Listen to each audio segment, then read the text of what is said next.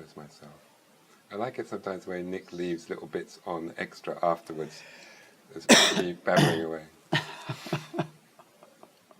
Hey, this is Stu, and of course I'm at the beautiful Purple Valley, and I'm double excited this time because it's the start of a new season, and I'm here with Joey Miles again, so from England, and fantastic, we're getting such good reports, everybody loves him, so it's like there's a real high going on at the moment. So today we thought we'd talk a little bit about what it is to be a beginner in Ashtanga, because it can seem a little bit daunting at the beginning, this whole sort of new world. So we thought there's lots of things that we could talk about around about those sorts of subjects. So that's what this is going to be, a little bit a themed interview around about looking at sort of beginnerish type topics. But of course they relate also to everybody. So is there anywhere you want to start, Joey? I'm going to just throw you in at the deep end without even a question. Yeah, well, the first place I'd like to start is thinking about the attitude with which we approach the practice. Yeah. Okay. So we all come from a place where we've, well, not all, but most of us come through a place where we've come through formal education. We've probably done certain sports, things like this. So the very first thing to say is Ashtanga Yoga, or yoga in general, no matter what style it is, it's not a competitive practice. It should go without saying, but it has to be checked, because most of us, we come in and we sort of see everybody else in the room, and it's quite natural from part of our conditioning to sort of place yourself, you know, in a pecking order. Yeah, exactly. It's like, oh, he's stronger than me, or she's suppler, or whatever it is. So we have to acknowledge that, you know, it's like acknowledging the shadow, and try to do something that's going to counter it. So we need to slightly shift the mental aspect with how we approach the practice. And like I say, it being non-competitive is the first sort of very obvious statement. Then we have to notice what are the physiological signs that actually you're acting in a way that's either competitive or aggressive. So how would you view that? Pushing too much? Yeah, overly pushing. That's the main thing. I mean, I'm still now, 17 years into regular practice, constantly trying to tell myself, okay, today's intention, let's not overly push. That doesn't mean you hang out in this completely kind of, floppy way in the pose. There's something to be done. But at the same time, we mustn't overly strive, overly push, or get overly aggressive. What I'm always telling students, especially in these afternoon classes we do, is the signs for overly pushing, they're very obvious. The jaw clenches, we get aggressive, the brow furrows. You just start to... And of course, also, as we listen to the sound of the breath instantly tells us. It becomes more harsh, doesn't it? I often share the analogy of, like, if I were listening, if all our family are together at Christmas and maybe, it hasn't gone so well, and then there's the washing up of the dishes, it's like, it all gets a little bit slammed and a bit tense. The closing of the door is a bit of a slam. It's not calm.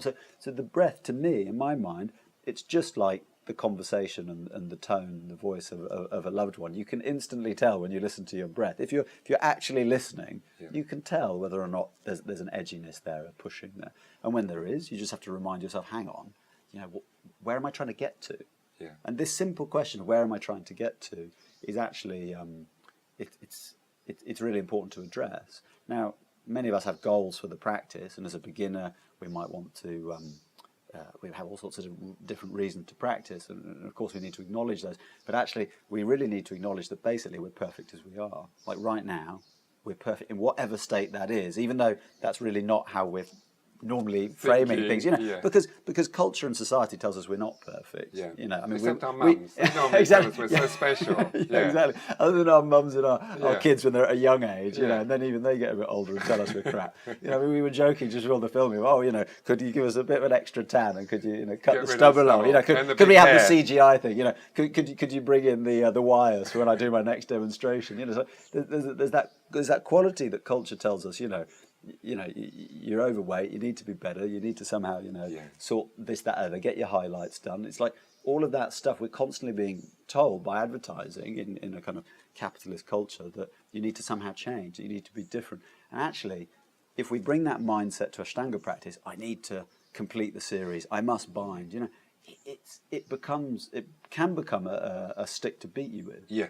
And actually, for somebody who's a beginner, who's a little stiff, they get the delight and the benefit of the twist. Just, that's enough. Does it matter if the arms are looped and binding? Yeah. Generally, it doesn't really matter. You get that delicious sense of physical release, and with it, the emotional and mental release from doing something so simple. So looking and checking this attitude and reverting back to, what I would regard as simplicity and ease is Yeah. perhaps the kind of cornerstones of the practice.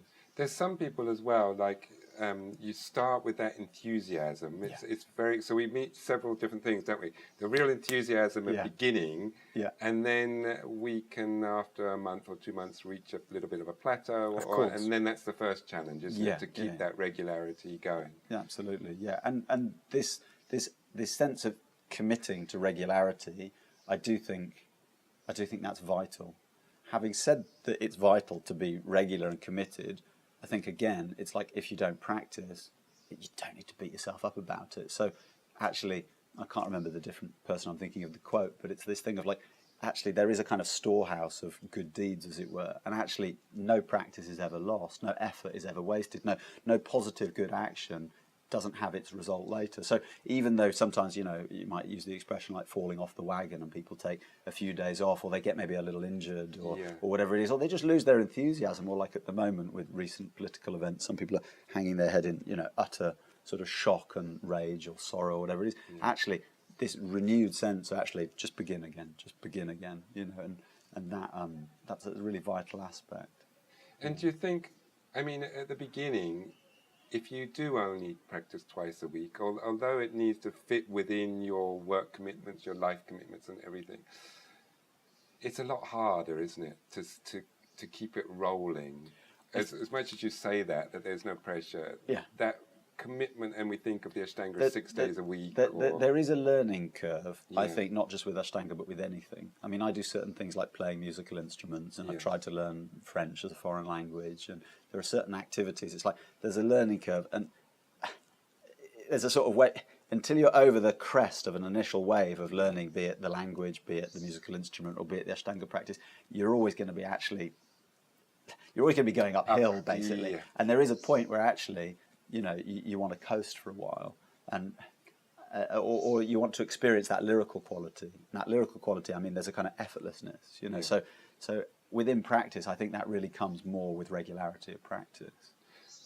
And I think also, again, this approach, it's like, I mean, you must get it as a body worker. People come to you, I've hurt my shoulder, they want to get fixed. But actually, it's like you don't wait to go. Well, hopefully, you don't wait to go to the dentist. I mean, many of us do, but hopefully, you don't wait until it's like actually we just brush our teeth twice a day. And actually, with the Ashtanga practice, or with going for body work or healthcare or whatever it is, hopefully you go for those kind of maintenance checkups. But it's weird, this relationship we have. Like, and I know in the UK, it's like, nobody bats an eyelid of paying quite a lot of money to take the car, to get it serviced, to get it MOT every year. And maybe on top of that, they get, whatever else it is, the car checked out and clean. Yeah, exactly. And yet actually, I think it's partly because the NHS, we kind of think healthcare should be free. It's like, but hang on, what do I have to do to maintain it? Yet actually, we do need, for our own psychological well-being, for our own sense of connection, and I think that's connection to ourselves. I think that's connection to community and other people around us. I think that's also connection to the kind of felt living environment, the natural world. I think having a practice, having a daily practice, or certainly a practice that's regularly bringing us back in contact with the elements in that way, and to that quiet space inside. And it's such an honour to be able to actually have the resources and the time, and the inclination. I think it's more than anything, the inclination to actually spend that time looking inward. And also to give yourself that time out of the hectic world. Yeah, exactly. So to use that analogy again, I know many of my sort of family members, Lord love them, if I said if I said, I was going to see you, for bodywork twice this week, they would definitely think that's quite self-indulgent. Yes. And yet I just regard that as something that I need to do to maintain my kind of working life. It's your God-given right. And everybody, if you're listening, go and have some therapy at least once a week. It's your privilege. But it does change everything. And there's that sense of actually, I mean, I know it's tacky to say, like, what was that Pantene commercial or whatever, it was, I'm worth it. But it's like, but actually, it's like, we're worth it. To have the space for ourselves to do that is immense, and I think, be that the 30-minute practice or the hour and a half practice, 2 hour practice, it's like actually that really does nourish us. And that's quite interesting. You mentioned the different times there, because some people say, well, I haven't got time to put aside an hour and a half every day. I can fit it in twice a week. But it has value, as you said, just doing 20 minutes, half an hour, or whatever you can do. Yeah. When it comes to postural practice or meditation practice, people are always saying, well, I don't have time.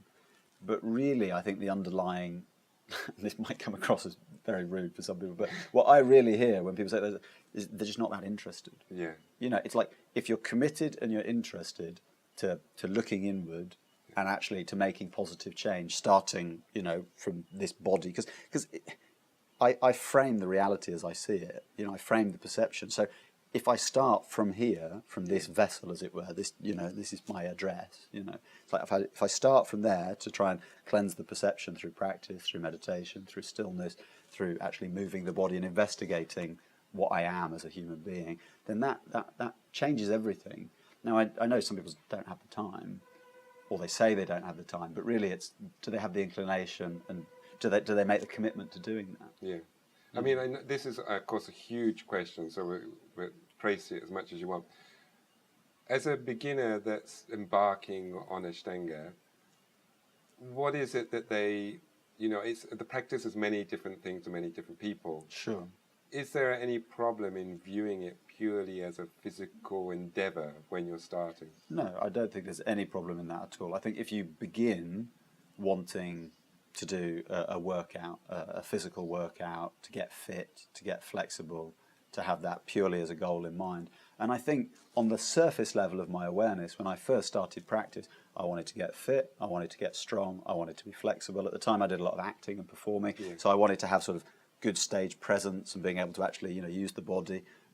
Those were my goals in the beginning. I think I did also have an underlying real interest in, you know, the spirituality, the metaphysical, beyond what we see, the space, so to speak. But actually, my first goals were definitely that. That's how I framed it. And that's certainly, in talking, in dialogue with people, that was why I was saying why I did yoga. I was definitely saying, yeah, well, I just want to get, you know, that was my comfort zone of saying that when I was a 17-year-old. Yeah. And I certainly know many other senior teachers, many other practitioners who say that's their starting goal.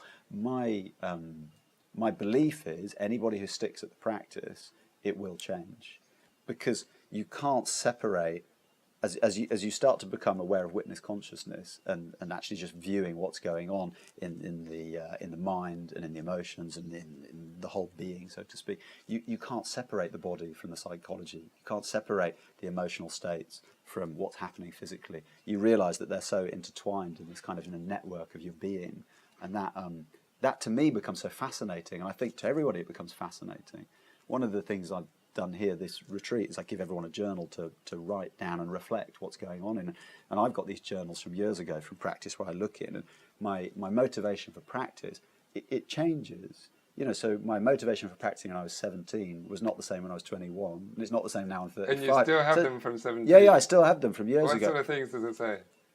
It says really like naff things, like it's a bit stupid, you know. But it'll record the day and the date when you know I finished second series, or the day and the date when I started third series. Or I've got my first practice when I was in Mysore with Guruji, and I wrote down something about being so sort of in awe and being scared of just the atmosphere, and I felt that pressure, and I think I even wrote down, oh, I was so nervous I skipped 3 or 4 poses because I was just kind of going in a hurry and was all flustered.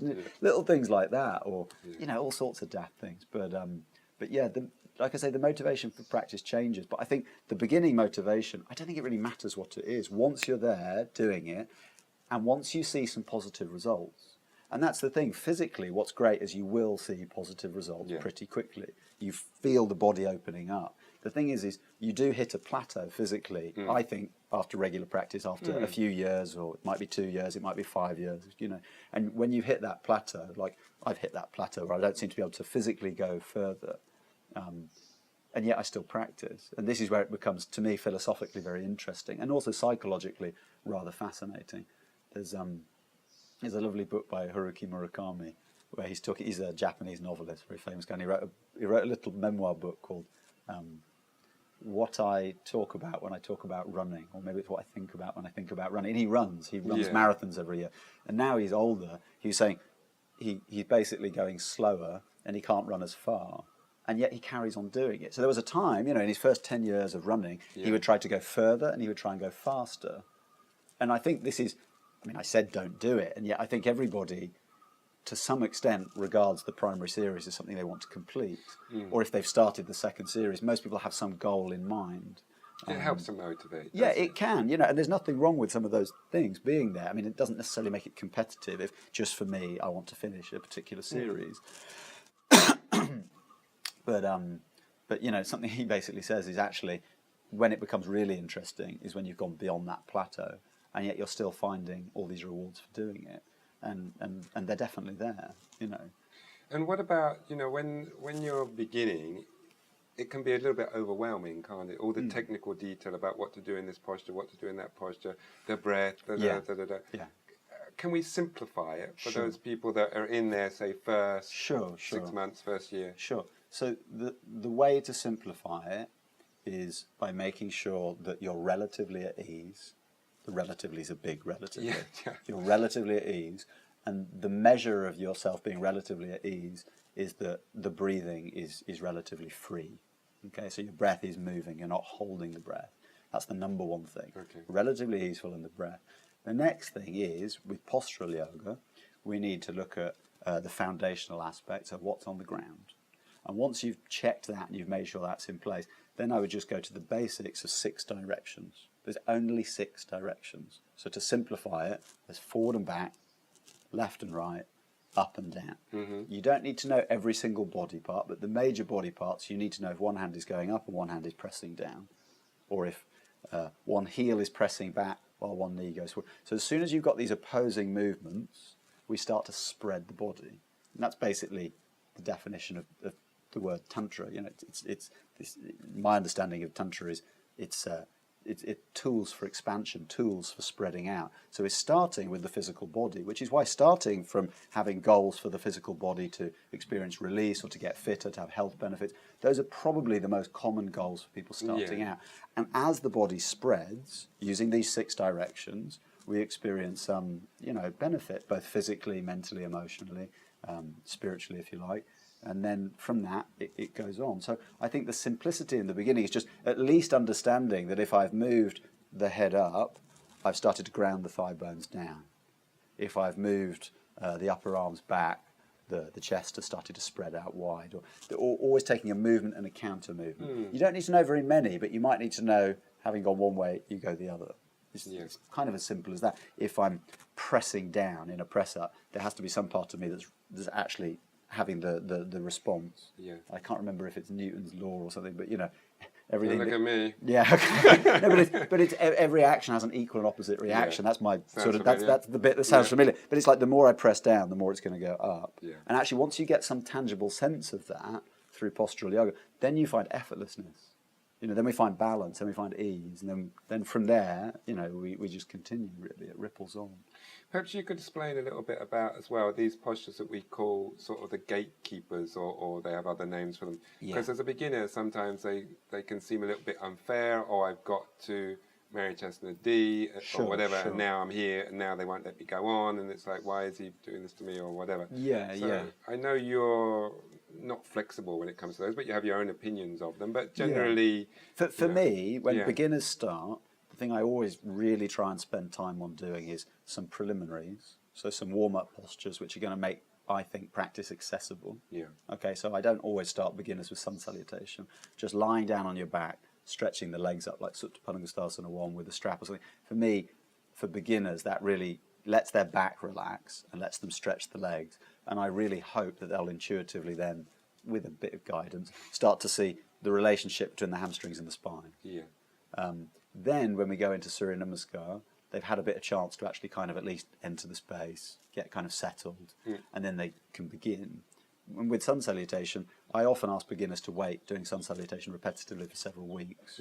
And then we start doing standing poses. And again, with beginners, I often leave beginners for a month of regular practice just working on the standing postures, because that's where, as I described the directions, they become very clear. And you get some strength up. Yeah, you get some strength up, and also they're more accessible because the pelvis is higher. You can move the hip joints, you can move the thigh joints, you can move the shoulders more easily. You can gain length in the waist and the spine. And I really view postural yoga as beginning mostly with the spine. How do we access this, awakening in the spine? So then, though, like you mentioned, the sort of classic gateway poses of Marichasana D and stuff. For me, the reason we often ask people to stop there, and I do think there's immense benefit to actually stopping at a place as opposed to just ploughing on regardless, is it gives you opportunity really to let the practice almost ferment a while, and to let yourself actually be at a place where you stop. And actually, for me, I actually think that's very refreshing. Like I remember talking to, I think it was my kid's school teacher when he was just in like kindergarten, and she was saying, actually, you know, you don't want to say to your kid, hey, do you want to have pasta, or do you want to have noodles, or do you want to have, you know, cheese on toast today? It's like, actually, you just want to go, here's baked beans. You know what I mean? It's like, because actually having too much choice is overwhelming. And for me, one of the things that I think is actually very freeing in the Ashtanga method is you don't have a choice. You go through these poses in a sequence. Obviously, if you can't do the poses, you do some adaptation. But actually, it takes you away from this rather kind of, like I was saying, sort of capitalist mentality of, do I want it in blue, or do I want it in red, or do I want it in, do I tailor it to this, that, or the other? Actually, there's something very freeing, very liberating about having a practice where you go, well, I do this. That's the way it goes. You know, if there's some appropriate modification, like I say, it's fine. But actually, to stop there is very, very useful.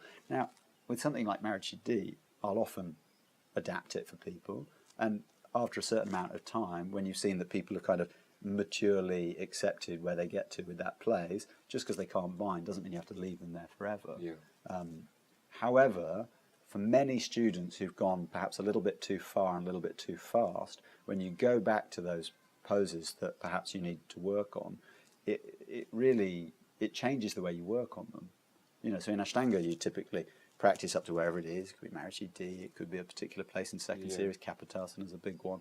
And actually by stopping and really giving that posture a full go, giving it your full attention, maybe trying it, you know, 3-5 times, and noticing, you know, I mean, the question I always ask students is, well, where's the resistance? You know, is the resistance something physical? Yeah.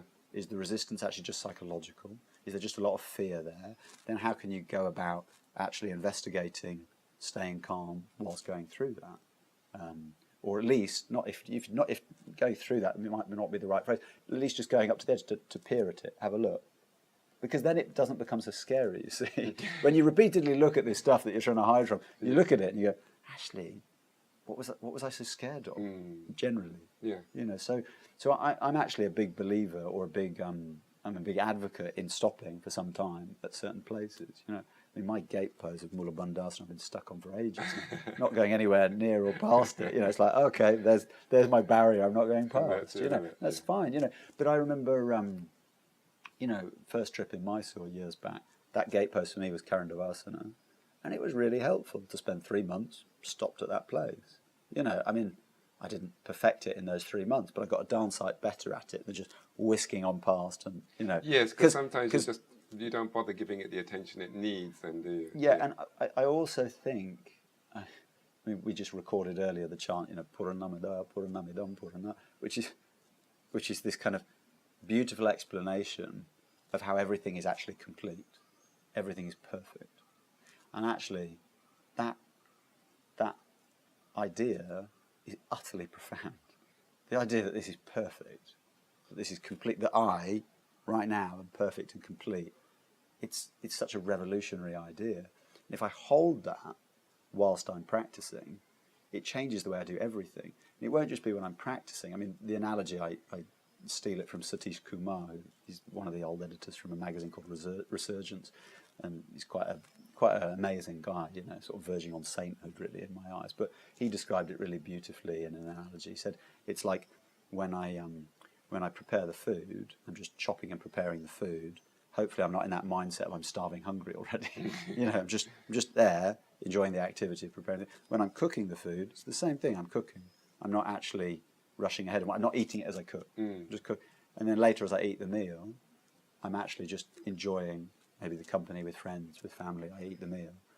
Then later, you know, we wash up. That activity of washing up in itself, you just do it and you find a kind of simplicity and joy in that activity. It's not, I'm doing the washing up because then we can use the plates again tomorrow. Do you see what I mean? Yeah. Normally, we're always leaping ahead. So we're always thinking about the activity in terms of the fruition of the result. Actually, there is a way of doing any activity whereby you find that sense of completeness in that part that you're doing. That particular activity itself. Yeah, which is for me why I often use that chant so often. In fact, I use it daily before practice to go, hang on, if I'm doing Surya Namaskar, I'm doing Surya Namaskar, or whichever part of it, whichever breath I'm on. Because half the time, psychologically, I'm preparing. Should I practice this series today? Should I practice that series today? And then I'm in the midst of the series, and that gateway pose you're scared of, I'm doing Kranchasana, but my mind's not on Kranchasana. I've already got ahead to that fearful Kapotasana. I'm making something of it. And if we can come back to where we're actually at, then that will have a huge impact and change in the way we experience our lives, not just our practice, but that's the whole point of taking the practice, taking these quite profound teachings that are from the yoga tradition, and actually trying to absorb them into our lives. Yeah. You know, if and when we do that, and there are moments when we do it in our lives, you have this just profound feeling of peace, which in relation to beginners, actually is not that hard to get to. You know, if we do a small amount of activity of movement practice, where we connect to the breath, the movement, the physicality of movement, and then a bit like I said, there's one direction and another. Well, we've got movement and we've got stillness. So if in the beginning of practice we commit daily to doing some movement of the Ashtanga practice and some period of stillness, 10 minutes of Shavasana, because not everyone wants to do 20 minutes of sitting, No. then actually just contrasting the stillness, the movement, and noticing in the day there's movement, there's stillness in our activities, enjoying those pauses, that has profound implications for the quality of life and for that feeling of connection to everything around us. And that's my sort of. And do you think it's worth beginners? I mean, you're taking on a lot to commit to a practice anyway. Do you think it's worth at the beginning also starting straight away with even a small amount of meditation or a small amount? I know we do the breath within the practice as a form of pranayama, but a more disciplined pranayama. What are your feelings about that for beginners? My feeling for beginners is it's really useful to learn technique and to learn to drop the technique. So the first technique when people come to an Ashtanga class, they often learn, and I often teach them as well, would be Ujjayi Pranayama, so how to breathe with sound. Yeah. You know, I mean, some people don't call it Ujjayi Pranayama. There's a big sort of splitting of hairs. Is it Ujjayi Pranayama? Is it just breathing with sound? Anyway, forget that dialogue. It's for another debate. But basically, to breathe with the technique of sound, but then also to drop the technique. So I often would start people reclining or sitting up if they're comfortable with it, but you can't focus too much on the breath, or you can't focus too much and become too absorbed in anything if the body's distracting you. You know, the idea is, if the body's your vehicle, you park the vehicle, you don't worry about it. So I park my car. If it's in the centre of town, I put money on the meter. Hopefully I don't fret about it as I go about the activities I'm doing. So it's the same with the body. In sitting meditation, I want to park my body and almost let the body go, so I can go inward, be that on the vehicle of the breath or the mantra or whatever visualization might be used as the object of meditation. But I mean, to cut a long story short, for those who have the inclination, do sitting meditation. For those who don't have the inclination, it's not something that has to be done. What Patabi Joyce and what Guruji always was saying to people is, you know, the inclination will come later. For me, once people have tasted and had a direct experience of contrast between movement and stillness, I believe people will, once they're tuned into themselves, naturally choose when to be more still and when to move more. In my own life, when I've sort of gone through relatively traumatic things like sort of divorce and almost mental breakdown in that process, there was a natural inclination to choose stillness. At those times of crisis, and I would just sit. Yeah. Because if I was doing postural practice, I was so agitated. Bear in mind, of course, sometimes you're so agitated you don't sleep. You know, you work yourself into a state. You know, and actually, I think the natural inclination to choose stillness, that could be lying down, relaxing. But for me, from my practice, I choose to sit still. I do think that's something that will come naturally. I mean, you see it with your pets or your dogs, your animals. You know, it's like there's the time they choose, they're ill, they don't eat, they sleep, they lie down. Yeah. And there's another time they're running around and playing. You know, for me, doing Ashtanga practice, primary series, whatever it is, it's like running around and playing. There's a playful, joyful quality, and it's fun. But there is a time when you naturally choose to balance those two things. I think, I mean, you mentioned that kind of initial enthusiasm. I see students all the time in the first couple of years, they never want to sit still. They always want to do more. When I try and teach restorative tapasana and stillness meditation, I can see they have an agitation, a slight kind of resistance to it. And what I find is all the students that stick with it, that resistance tends to drop away. They might still talk about their there are obstacles that come up, you know, in sitting meditation practice or in postural practice, and yet actually they're much more willing to work with those, to, you know, sort of have a look in the back of the closet there or what it is. And I think that's actually why the resistance is there, because you sit still and, you know, it's been waiting for you. The mind is there, the emotions are there. You can't not see it sooner or later, you know, what it is that's becoming your psychological, you know, emotional, physical makeup, so to speak. So I think we've got time for just a few last words about, you know, recommendations, beginner-wise. Yeah. Anything else that springs to mind as a? I think we've done most, haven't we?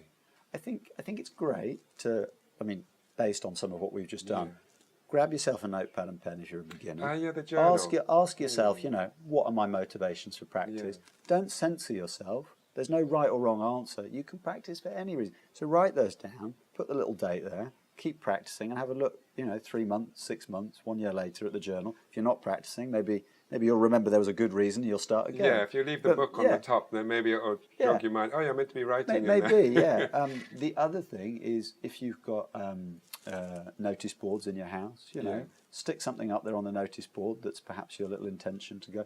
Or the other thing, share goals. If you've got goals that you've got, like, I'm going to start practicing yoga 3 times a week, whatever it is, share that with your family and friends, because sometimes they'll go, oh, you're still not doing that thing. You know, but sometimes when you've actually written it down, or sometimes when you've actually shared it with friends, sometimes that pressure, which isn't ideal, sometimes that's a motivation to keep going, you know, so that might be a useful sort of jog to get you going.